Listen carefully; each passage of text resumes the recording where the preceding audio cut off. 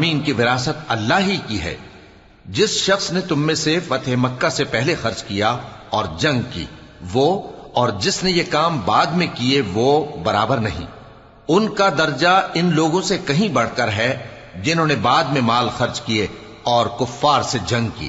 اور اللہ نے سب سے ہی ثواب نیک کا وعدہ کیا ہے، اور جو کام تم کرتے ہو اللہ ان سے واقف ہے۔ کون ہے جو اللہ کو نیک نیتی سے قرض دے تو وہ اس کو کئی گنا ادا کرے گا، اور اس کے لیے عزت کا صلہ یعنی جنت ہے۔